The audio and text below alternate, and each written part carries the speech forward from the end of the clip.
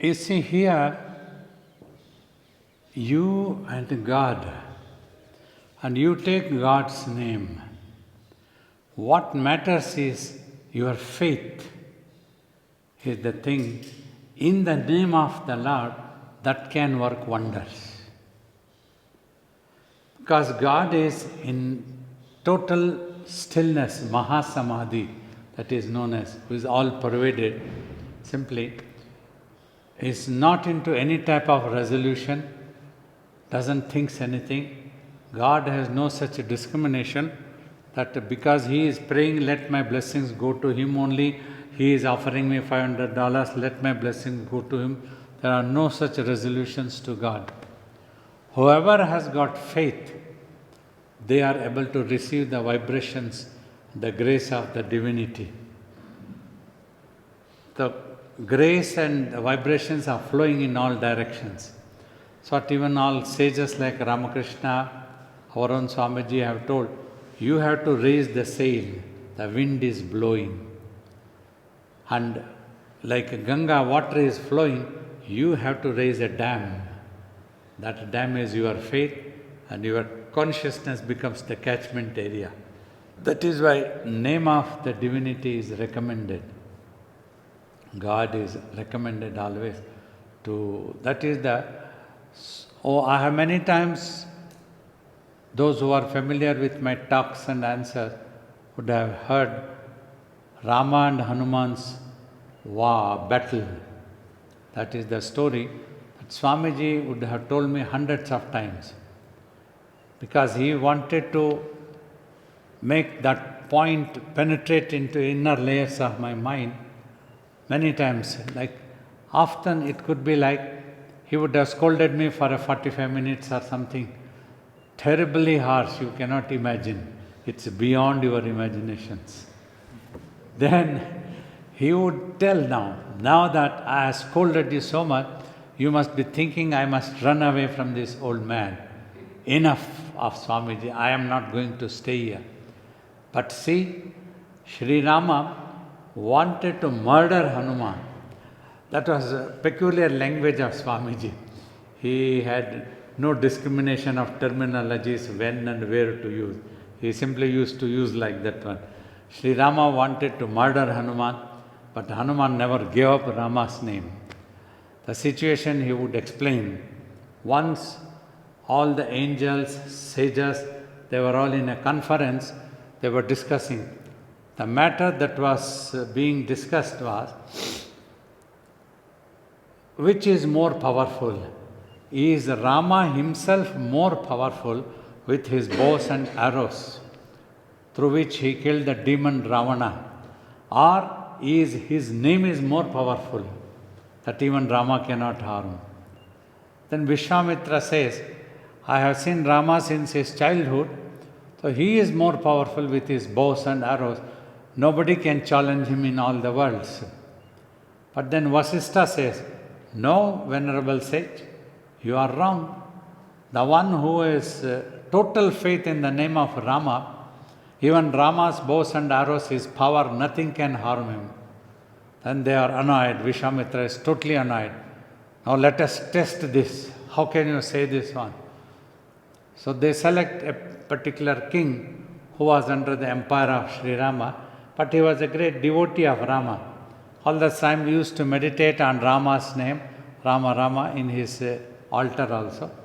So Vishwamitra chooses a certain time when the king was meditating on Rama's name, and deliberately at that time he enters the palace. Means tradition in India was that even if a guru came to your place unannounced, you are supposed to receive him with due honors, make him sit on a proper seat and wash his feet, that which we call the Pada Puja. All is done, and inquire about welfare and what he needs. If you offer everything that you can offer to the Guru. That was the tradition. But here, the king was in meditation with Rama's name, taking that as an excuse, deliberately, Vishwamitra gets totally annoyed and comes to Sri Rama's court, Darbar, what you call. There he says, O Rama, in your empire there are certain kings who do not respect us. So there is no business for me to keep my monastery in your empire. I will shift my monastery to some other place. I'm not going to be here anymore. I'm very annoyed. Then Sri Rama comes down the throne, taking his pranams to his feet. See, all these things are here. Even the divine incarnation also showed how revered the Guru is, Guru's feet is, how important the Guru's place is. So that he says, please do not move your monastery to any other kingdom or any other empire. I promise in the name of the bows and arrows through which I killed demon Ravana, who was so powerful, that tomorrow before sunset, I will cut the head of that such a person who has been disrespectful to you. Then Vishwamitra is now very much pleased, because once Sri Rama uttered a word means it is in their genes that even if I have to give up my life, but my words will not go wrong. That type of vow they used to take. Satisfied, he goes. Now let us see who can protect him. Tomorrow Sri Rama is going to cut the head of that king. He tells such and such king was disrespectful, you have to cut. Says, okay, no problem, I will do that one. Here, sage Narada, who was also in that conference, comes to the king who was meditating on Rama's name. Hey king, what is the use? You meditate on Rama all the time. The same Rama is going to cut your head, man, tomorrow before sunset. Just trying to be Swamiji's language. He used to talk in a funny language, very beautiful and enchanting all the time. So, Bhagavan, what to do now? What will I do? Hey, look, I give one idea. If at all somebody can protect you, it is Hanuman. Quietly look for Hanuman. He is either on a tree top, on the mountain top, all the time in Samadhi, Rama, Rama, Rama, Rama. Surrender to him first, then take promise. Because Hanuman is very fond of Rama devotees. He knows you are a devotee, you tell that you are a devotee of Rama, you are going to be killed next day before sunset, you need his protection. So because he is in a Samadhi means it's like an intoxication. Without verifying any, he will promise. First take promise. Then only tell who it is, who is going to kill you. He telling that, he goes, Narada. Then don't tell that I taught you to do like this also. Otherwise Hanumanji will be annoyed with me. So the king comes to Hanuman, who was into Samadhi, surrenders and prays for protection. Oh my Lord, tomorrow my head is going to be cut.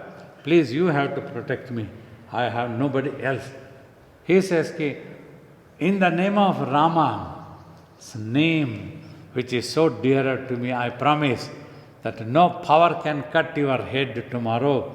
Don't worry, I am with you. So now tell me who is going to cut your head. He says, your Lord Rama is going to cut my head. He says, Badmash, you are such a danger man. You are making me to fight with my Guru now. What to do? Then thinks, it is some divine play, let us be quiet. So then he builds a fort out of his tail, makes it grow and opens it, tells king, you sit here and just rest and relax, don't worry, I will see what has to happen. Next day Rama's all army, Lakshmana, Bharata, Shatrughna, everybody come, they all get beaten up and go back. Then finally Rama himself come in the chariot with Hanuman, seeking Hanuman. Rama tells, hey Hanuman, hand over that king to me. I am supposed to murder him, man. What are you thinking? You cannot protect him. Give it to him.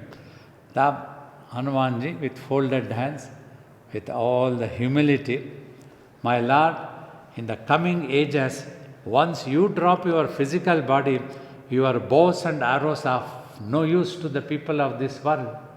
They cannot use and you won't be there to use. But your name has to be there in all ages. People should be benefited. Whoever can take your name, with such devotion and faith, they should get liberation, knowledge, wisdom, and be protected from the world's calamities all. I cannot allow your name to go false. Do whatever you want to do. But still Rama was annoyed. He goes on shooting powerful arrows of nuclear powerful type of arrows. And Hanuman was Rama, Rama, Rama, only repeating. So all the arrows came and became flower garland and fell on the neck of Hanuman like that. Then after some time all the sages, they all gather, they all come there and they pray to Rama.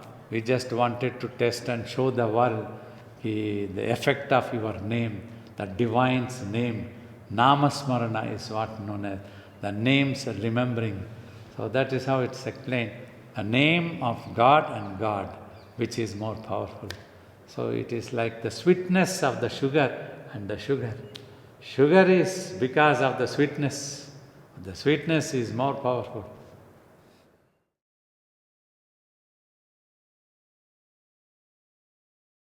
You see, like the water is flowing so fast. When it is flowing, it doesn't have any discrimination. Whether it is an ant or elephant, anything comes, it will simply take it away, floods when it comes, when it is so powerful. But to stop that water, you need to build a powerful dam. In the same way, the divine's grace is flowing powerfully. You cannot even stand in front of that one. That divine's grace has no discrimination. It is simply flowing, it is powerful. To catch that, you need to have faith. You need to become the receiver. The broadcasting is happening. It is everywhere. But only if the receiver is there, television set, then it catches the picture. Otherwise, you won't get to see the picture. But that broadcasting has no discrimination. It is everywhere. So that is how you need to become the receiver. You need to have the devotion and the faith. It doesn't have discrimination means that is what it is. It doesn't have discrimination. Whoever stand with devotion, they get the blessing. Now, sun has no discrimination. It doesn't think, let my light only go to planet Earth and not to Mars. There is no such thing. Whichever object comes in front of sun, that gets light. Whichever is not in front, just now, America is not front, it is in the back side, so it is not getting the light. But sun doesn't have such thinking that I will give my light to only India and not to America, and only to America, not to India. There is no such thing. Sun doesn't think that Clifford is in India, that's why I have to give light to India. It doesn't think anything. Whichever object is in front of sun, it gets. So that is how this works also. Some effort has to be put. You see, the God does not do spoon feeding.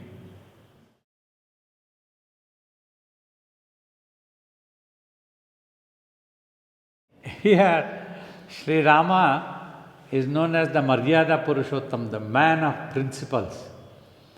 The Guru has been insulted. The Guru is to be held high above everything.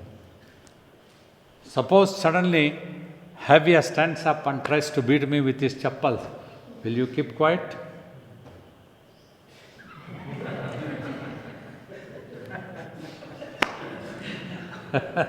That's what Rama did. So that's what Rama did. Discrimination, non-discrimination.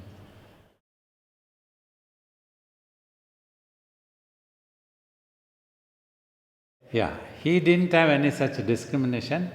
He was in silence all the time, he was self-realized.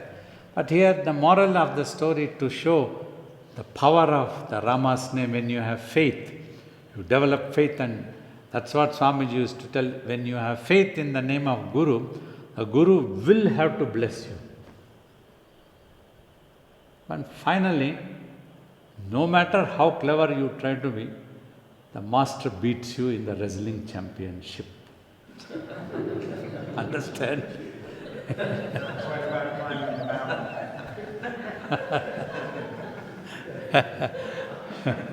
mountain. That is also a story Swamiji used to tell.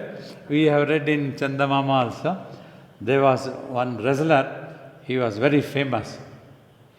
He was becoming a bit old, but then one cunning young man like you thought, let me learn all the tricks from this wrestler and then I must beat this wrestler, no matter even if he is my guru, no problem. He goes and joins the institution and learns all tricks of the wrestling tricks. Then he goes to king straight away, the student. Now I can challenge anybody in your kingdom. Even that champion wrestler also, no problem, I will challenge. I have learned all tricks, I know everything. He tells, do you know what you are talking? Are you challenging that wrestler? He tells, yes, no problem. Hey, you learned from him, he is your guru. No problem, I don't have any such belief in gurus. I don't mind beating him down. I want to show to this world that he is not the only champion, I am also a champion. Son, okay, it was declared, a wrestling championship was declared on that day. Whole world, all the township, everybody gathered in the arena, everybody there. And the wrestling started. Within no time, the master caught hold of the student and beat him up. Then the student complained, Master, you never taught me these tricks. The master says, scoundrel, I knew that you are going to challenge me. For you only I kept this trick. So, moral is, do not challenge the master. That's Swamiji used to tell.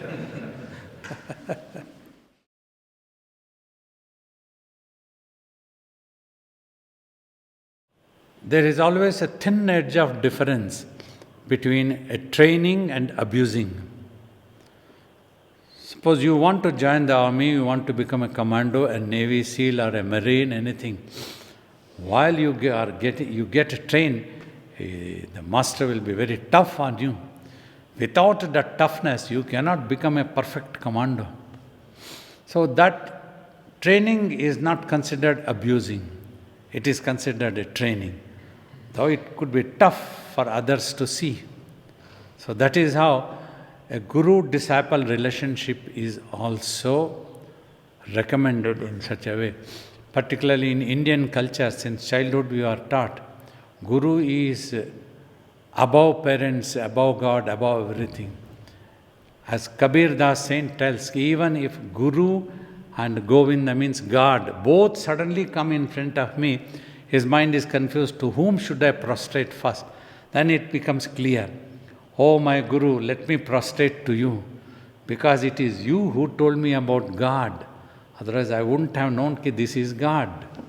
So such is the reverence we all hold high about the Guru. So Guru's disciples relationship. So when the Guru trains, he could appear very tough in the eyes of other people. Like when he used to be shouting on us, others used to get frightened and run away. So, but all the time he was training. At least a couple of times I remember, he has told me, take my scoldings and beatings, I'll make you so perfect that the world cannot point a finger on you. That he used to tell. So that is the relationship between a guru and a disciple that is necessary. Otherwise, the gold, it has to be burnt and then one. And the sculptor also, he puts that nail and the hammer onto the stone. Then only a beautiful sculpture comes. So in fact, I was going to tell a few things. Certain times during the retreat, in any organizational things, any transportation or anything, if a certain discipline I have wanted everybody to follow, that's only for the reason, you see, these 10 days is one such golden opportunity for all of you. In your lives back in homes, many of you might be disciplined, or some of you may be casual in approach, may not be very well disciplined. So this is an opportunity. If you all consider me like a father, a mother, all of you are like my kids for me, my children. I would like you all to be perfect, more matured and be right. Like we keep discussing about the imagination of time and space. But in the imagination of this universe, time is so precious. We cannot afford to lose. Today, because we had another exercise, that's why we lost half an hour meditation. You could do only for 1 hour. Suppose if anybody could not get up and come and sit here, they have lost that one. So that discipline is necessary. 11:30, 10:30 means I am here. And say morning, 7:30 I have told all of you, you will be in the meditation. I come and I chant, till then you don't open your eyes, remain in meditation. So, to come at 7:30 here, I have to get up at 3:30. Because I have to take care of this body, I do half an hour yoga exercises. Then from 4 o'clock to 5 o'clock, 1 hour I attend emails. 35 to 40 emails are there. World over, devotees write to me, I try to attend to them, their needs, their prayers, their counseling, blessings, anything they need. And then I get ready quickly so that I come down at 5:15, but all of you are waiting.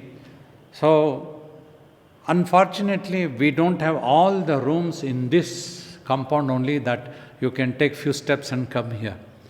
We had to build a guest house also. That came for different reasons. Earlier, we had not yet received license for the building here, but by then we got a small piece of land.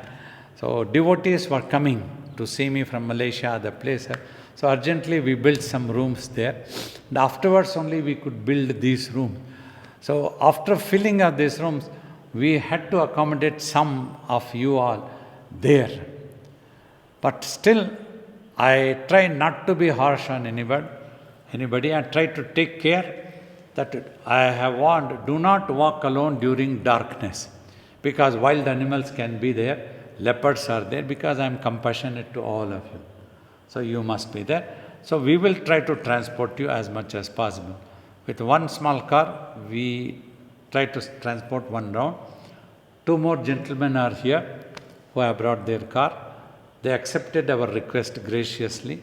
They have also offered that one time they can bring morning, and night they will drop you back at the times. So this is what we are trying to do. So for that we request whoever are coming to be precisely be there on time. Otherwise, once the flight is departed, no show will be recorded. You will miss that chance. You might miss walking with me, you might miss meditating with me, anything can happen. So this discipline, we want everybody. Whoever heavier will assign, 3 of you will sit in this car, 3 of you will sit in this car, 4 of you will go with me. Like that, they should be ready 5 minutes, 10 minutes before, whatever time you tell. And short while I will make him tell also, so that once more it is clear that everybody is aware. That's it should not happen that they were not aware. The car must not go again. Car can go, but if it goes, you won't practice discipline, you will be casual. Second time the car comes, I can sleep another 10 minutes and get up later. So that's what happens. That's why we have set one time the vehicle will come, you are ready, you will come. Otherwise, you have to wait until it becomes daylight. So daylight means you will miss walking with me, and you may miss the first meditation also. So this is the discipline. You understand, I hope. This is not an abuse. Because of my extreme compassion to my children, you all have come to my home here for a training. So when you go back also, it should be beneficial, you should train. Today I remember my Guru very honorably, with all my reverence, with all my love and compassion. Had he not trained me, I wouldn't have been like this. Today, world is ready to honor me. This is the grace of the Master who trained me to be like this, who trained me to do tapas. Tapas, that discipline I sat for 5 years. Without that discipline, it's not a bondage, it's not an abuse. That's what I'm trying to tell. There is a thin edge of difference between good and bad always. It was the discipline that he taught me. 3:30, I had to take 1 glass of milk to his room. If I was 5 minutes earlier, he used to shout, "Why are you disturbing me 5 minutes before?" If I was late 5 minutes, I am dead. So like that he trained me.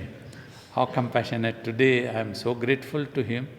So this is what I am trying to explain, that I would like you all to learn, be disciplined, time.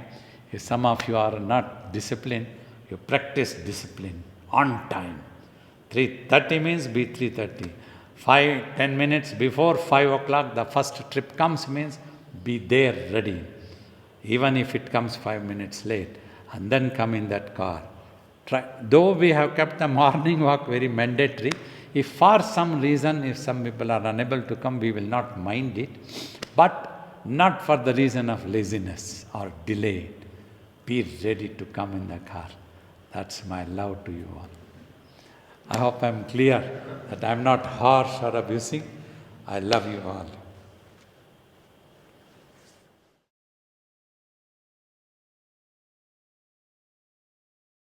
Often prarabdha karma, it is there. But often we misunderstand a prarabdha karma means we just have to sit holding our head. But the prarabdha karma is every moment it is there. Is not this a prarabdha of yours? That a guru is sitting in front of you and you are able to sit in front of the guru and he is asking you to quieten your mind. Now it is your effort. So prarabdha is there, you have to utilize. You should not think, oh, I am not yet destined to, it is not coming, oh, I am unable to meditate. Why are you not able to meditate? Slap yourself. Why can't I do that one? Enough of my arrogance and ego. Let me surrender this to my guru. Let me just become quiet. Let anything be happening. Like that, if you take action, the prarabdha will turn into a positive thing automatically. Like Swamiji, why I am telling, he used to explain about this thing. On one side, if you see, destiny of Sri Rama, he was about to be crowned as the crown prince. Exactly at that time, his stepmother demanded to his father, let my son be crowned as the crown prince and Rama be banished to forest for 14 years. See the destiny. He turned against Rama. Instead of getting crowned as the crown prince of the kingdom, he was banished to go forest. But Sri Rama went happily, peacefully. He didn't mind anything. There was no imagination. He was not losing a kingdom at all. He didn't feel that I am losing a kingdom, I am made to go to forest. In fact, his father tells, you don't have to listen to my command, Rama, you can refuse and you take over the kingdom. He says, no, you had given word to my mother. No matter, she is not just stepmother, she is my mother. I have that reverence equivalent to my mother. I will have to fulfill not only your command, her wishes also. With all my happiness and peace, I will go and come back. But his going to the forest, the world benefited. Lot of demons who were troubling the southern part of India, they were all destroyed. They were all the cannibalisms and such evil things were there. And Ravana himself, who was troubling the whole world, anyway, everywhere, he got killed because of this. The world benefited. So how you are going to convert? If you are positive, even anything wrong has happened to you in your life, you will convert it into a positivity so that you will become more independent and you will do a tapas of looking after the child or any such things. So it will be positive for you. The prarabdha is there. So the prarabdha is there. I keep scolding you all to meditate and quieten your mind. That is your prarabdha.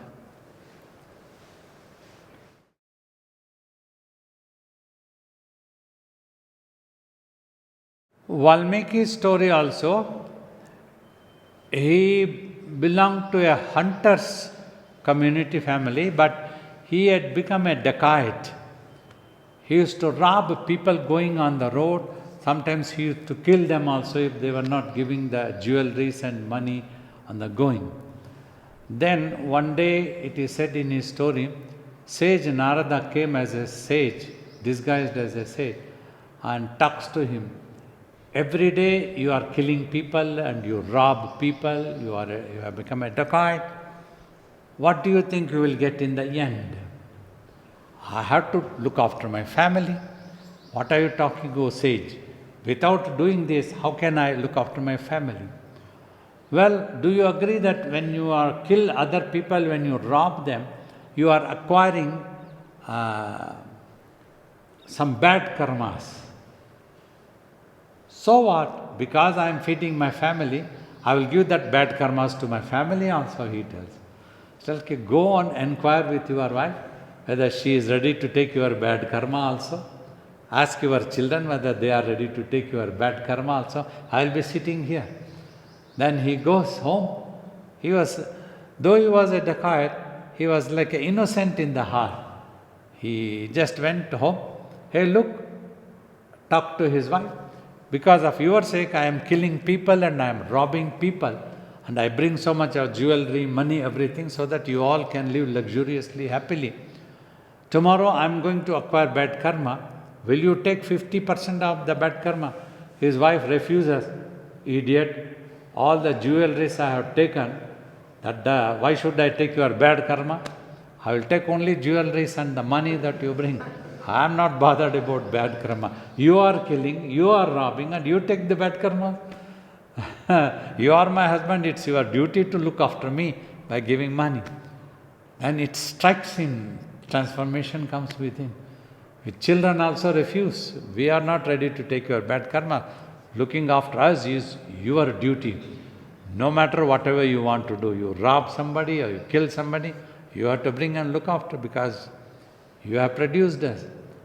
And he realizes, my God, what was I doing all these days? Such transformation come. He comes running to look for Narada. So then he tells him, I realize this is totally nonsense what I was doing. Everybody will have to reap the fruits of their own karmas. This I realize, my Lord. Please help me, what I can do.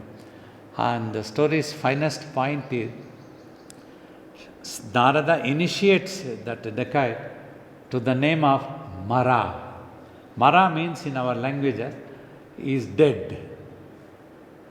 Mara, opposite Rama.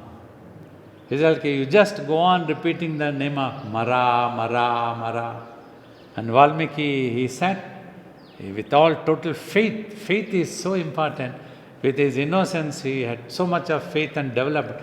He considered that to be the Guru, and the name, whatever that was given, he didn't know the meaning of Mara also. He simply went on chanting Mara, Mara, Mara, Mara. You go on rounding, that Mara, Mara changes into Rama, Rama, Rama, Rama. And he became self-realized and he became the great sage known as Valmiki. And he wrote the story of Rama during the lifetime of Sri Rama. He is so famous. Today in Ayodhya, the international airport that our government has constructed is named to honor in his name, Valmiki International Airport.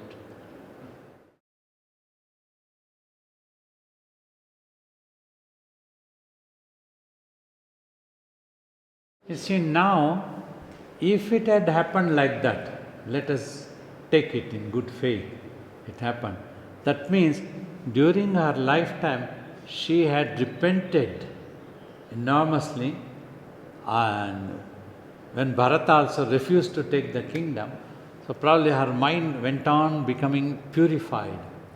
When it became purified, then finally when she saw Rama back, and she prayed to Rama, she prayed for forgiveness, and Sri Rama forgave and said this to her. It was God. So that was how naturally she would have become. So in the next life, she was deprived to give birth to the divine, but she was blessed to look after the divine. So that's how it got balanced. The karma got reduced into a positive thing. Yet she was deprived that she could not give birth to the divine. But she was also blessed to look after the divine. Often she considered Krishna has her own son also, the things. So like that it happens. That gets balanced. Nobody can escape it. In whichever way it happens, it happens.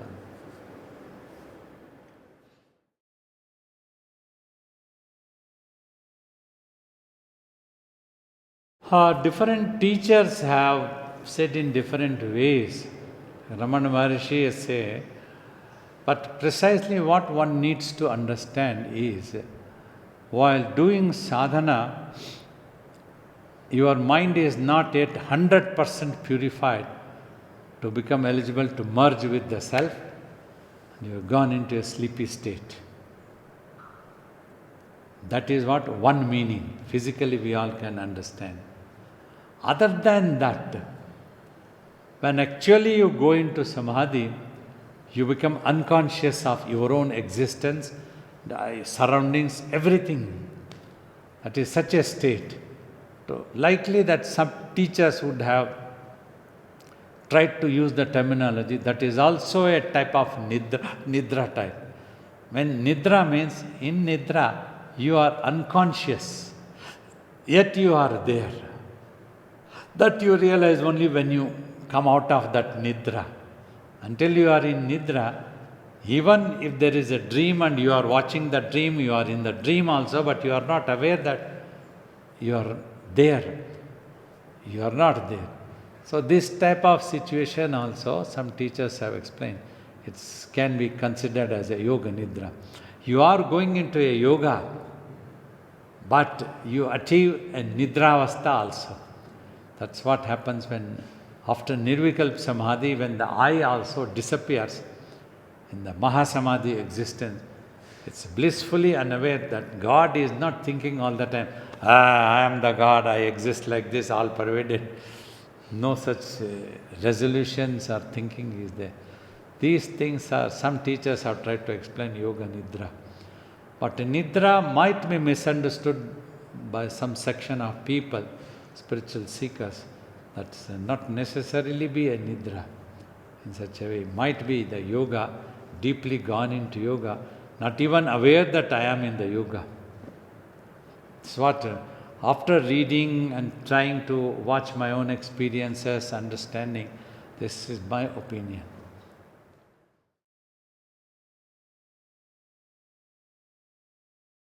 Yeah, nirvana's meaning also is like that. You are there and you are not there type. That is the meaning. For that reason, some of the Buddha's devotees have argued with me, Buddha has spoken of anatman, and how can you tell as atman? Okay, Buddha is not wrong. The ultimate truth itself is like that.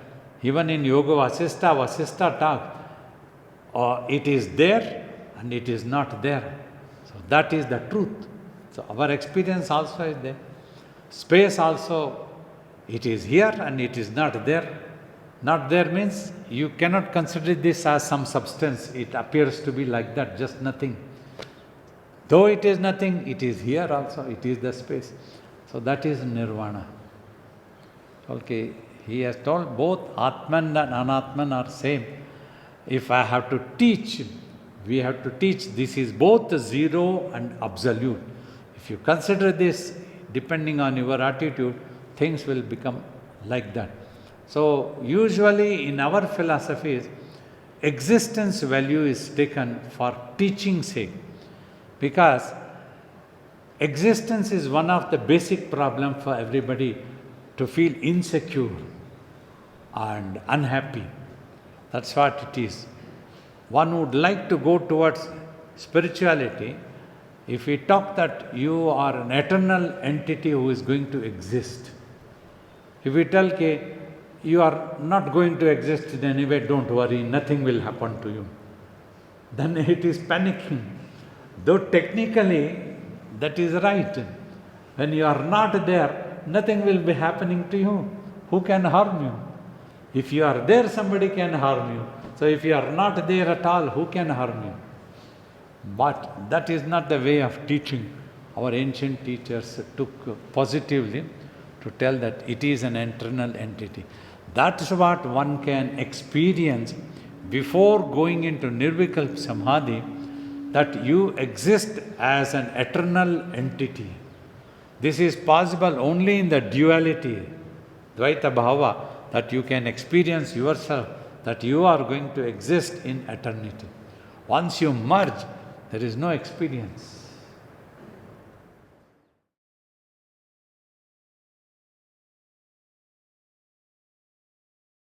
So you can tell you have known some nursery school teacher, you are trying to judge the university level.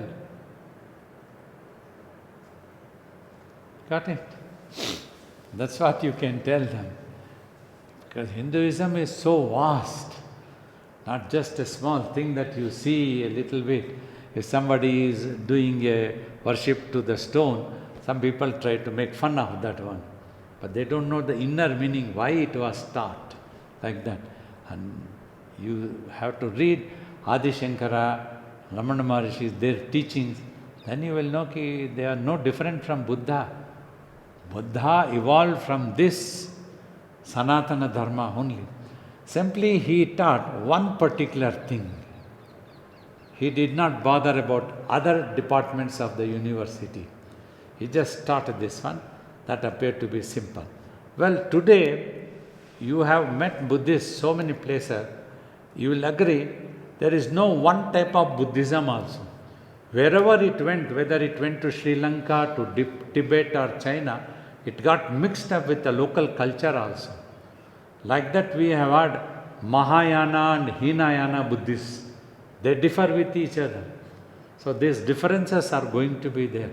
No one single opinion will be acceptable to all in the world. Impossible, that is not possible. So that is one greatness of Hinduism, what I would like to tell. In today, you can contradict, you can talk about your own experience.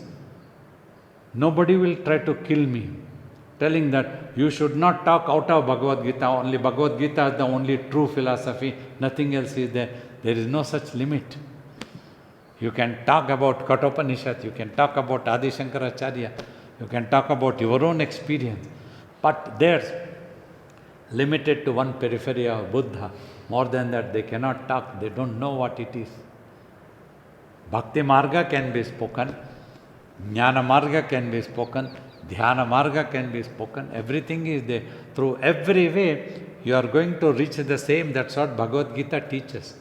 Through karma also you can reach. How? Simple way I will explain simply for your understanding. Karma means in your daily actions, you put an effort for whatever desire you have, whatever you want to achieve. Always it is not guaranteed universally that according to your efforts only results will come. Results may not come. When it comes, you have to accept. If you do not accept, your mind will jump into unhappiness and depression. If you accept, it will cool down. If it cools down, it goes to yoga. It eventually merges with the self. That is the Karma Yoga. Acceptance is Karma Yoga to understand. Bhakti Marga, devotional path. You are a droplet and your ocean is your divinity. Because you are only a droplet here, the ocean is your boss, your divinity. The boss' highest pitch name is what we call Supreme Being. Culturally, divinity, we would like to call it as divine. So you worship that one so that you have an anchor to reach the final goal of what the ultimate truth is eventually for a supreme peace. Dhyana Marga, you pay attention to the truth. Until you are unable to pay attention, you are a droplet, and that ultimate truth is the ocean. Like these examples have been told by all teachers. Adi Shankara has taught Bhakti Marga also. Though he taught the Advaita, non-duality, he has composed so beautiful hymns and stotrams and compositions are there. Bhajagovindam song she sang the other day is his composition. In one song he has told all philosophy. So like that, Hinduism is very great. So it's a pity if somebody, at least if they don't comment, if they don't know what it is, it's fine.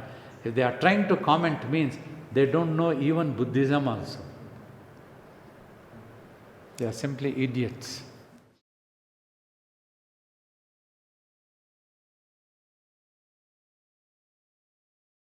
See, these all ideas are all in the mind actually, mind's imagination. That's what Sukshma Sharira, Sthula Sharira they talk, subtle bodies. Just for simple example, like today's language I will talk. You have an imagination, ki I am a man. That is based on the physical body. Then you have an imagination, I am an Indian. That is your imagination. So you have binded yourself to a certain area. Then you think that I am a Tamilian. You have binded yourself to a smaller area. Like this, hundreds could be there. I am a chartered accountant. Everybody may have their own imaginations. I am a business, I am a teacher, I am this. These are all the things which form the subtle bodies within the mind only. This base of all this is the I, the imagination of the I. Me, and then starts mine. If I am there, I need to have something of mine. I don't want anybody to touch. Then the trouble starts for the soul. Me and mine. These both things has to go. Once the me goes, I goes, mine also goes. And I don't exist at all. There is nothing that I own. So these things can happen only in meditation once the mind purifies. By theory, nobody can get rid of this. It comes up, crops up. It disappears. You won't even think that you exist also. When you realize your conscious merges with the space, so it becomes just quiet.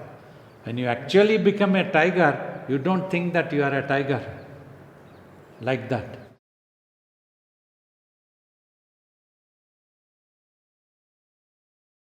You are not the doer at all. Though you are thinking you are the doer. And that's why how you acquire the karmas also.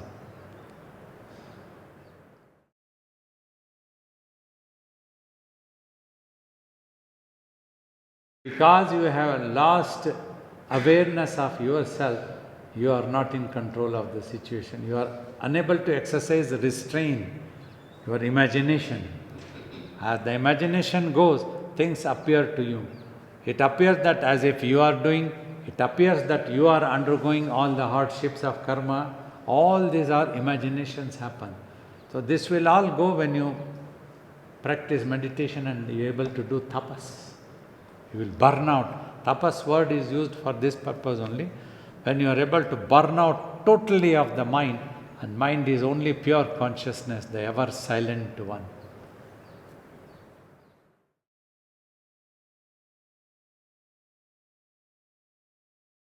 Yeah, that is how you connect yourself to the body. The consciousness shifts to the body by clinging on to the brain and its reflection. That's how always you have the consciousness, yourself as the body. Even if we call you Gabriel, come, so you will think yourself as the body only. So that is so strongly stuck. So you have to do the strongest meditation, means so much keeping quiet is what is known as tapas. One day you will be able to do it, but for now, if you practice meditation for 1 hour, is good enough to begin with.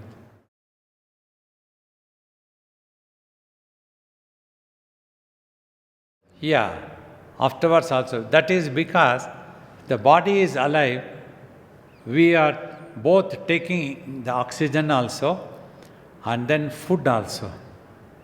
This food will become the blood, and with the oxygen the blood also gets supplied to the brain. When the brain is active, a little bit it reflects. Not so strongly that the mind gets sucked into it. But here if it's a realized soul, mind is aware.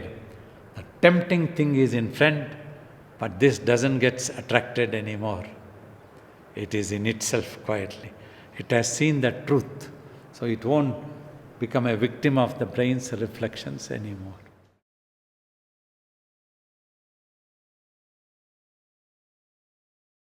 Before tapas, you get sucked into the brain's reflections and you become a victim.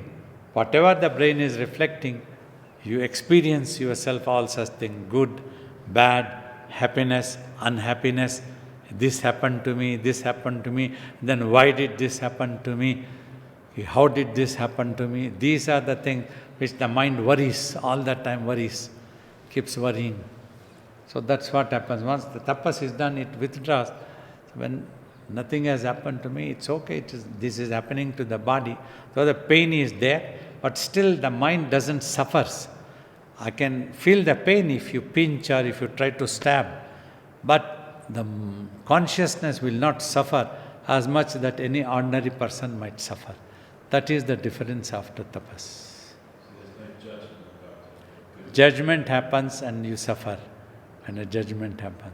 So yogi does not judges anything or anybody. Simply whatever happening, it is not happening. So there is no argument within me whether this is happening or not happening.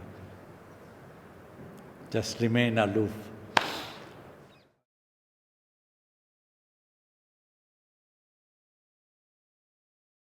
To somewhat extent it is true, but it's not easy to understand prarabdha karma. When 4 people are involved, say here, Rama and Hanuman both are involved. That means Rama's prarabdha also brought him there, in front of his disciple to kill. The disciple's prarabdha also brought in front of the Guru, ready to prove Rama's name. So that's how the prarabdha works. This is very mind-boggling, not easy to give a conclusive definition answer. That's what I'm trying to tell. But you are true somewhat extent. You want to see from the angle of Hanuman, you can tell it is Hanuman's prarabdha, that's why it happened so. The one who would see from Rama's angle, it was Rama's prarabdha, that's why it happened. One who would see from the sages, Vishwamitra and Vasishtha's angle, it was their prarabdha, they got to see that one.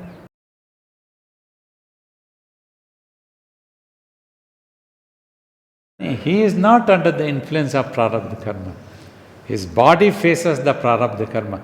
He is going to the forest 14 years, killing Ravana, coming back again. So all these things have prarabdha karma. When a person becomes a yogi, he would have stopped the future. Because no more resolutions are there, no more desires are there. But whatever previous resolutions, previous lives resolutions, that will go on for some time. 23 people are supposed to come as my prarabdha for my retreat. So 23 people are here. There are no 32. So that's it. But it doesn't make any difference in our consciousness. That is the different.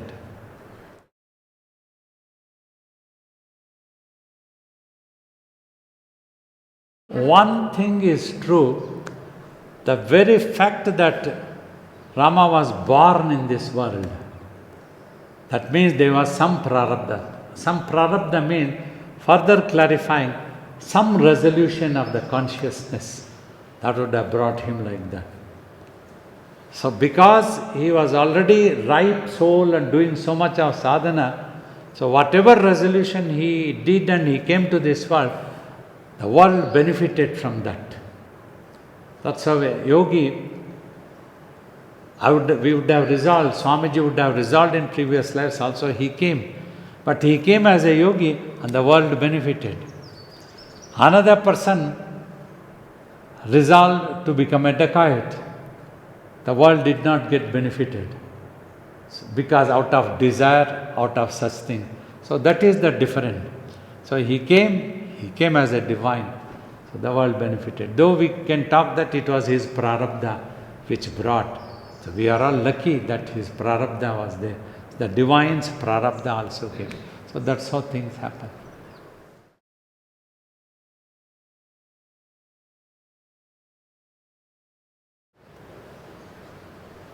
Yeah, to show people,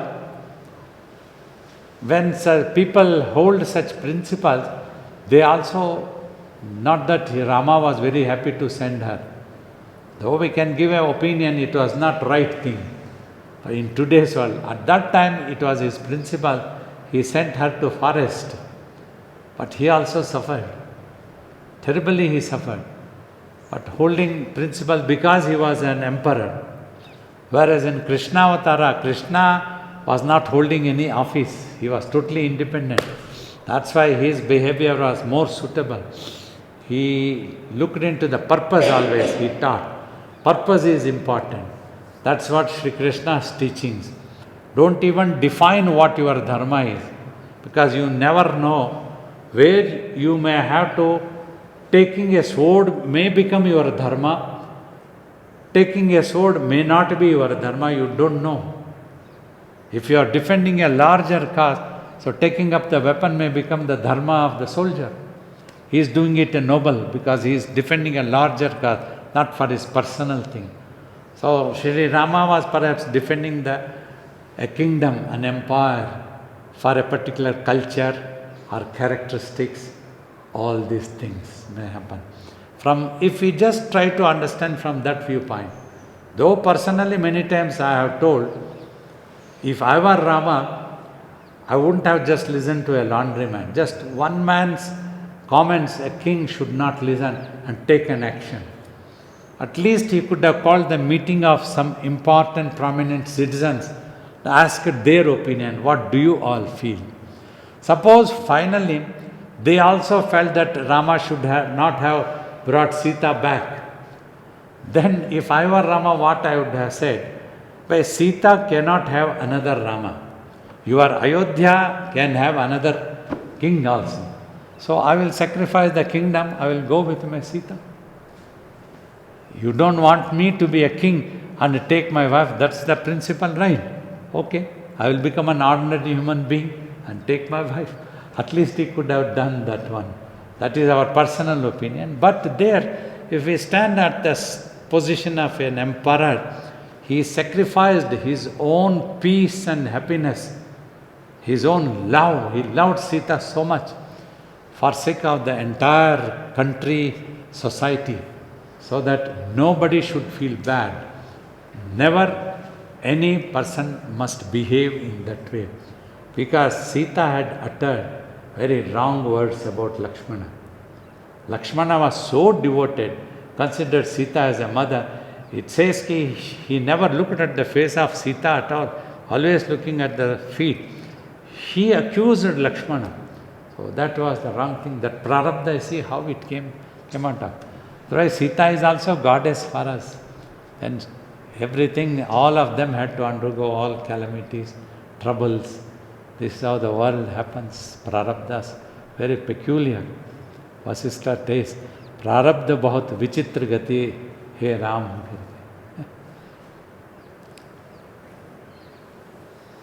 So wonderful questions came. Whatever I could feel, I have given my opinion, my experiences, what I learned from my Guru. You also practice meditation, churn it to yourself, then you will be able to understand thoroughly and perfectly about the ultimate truth and these things of the world, how resolutions can play havoc, how discipline is needed, how practice is needed.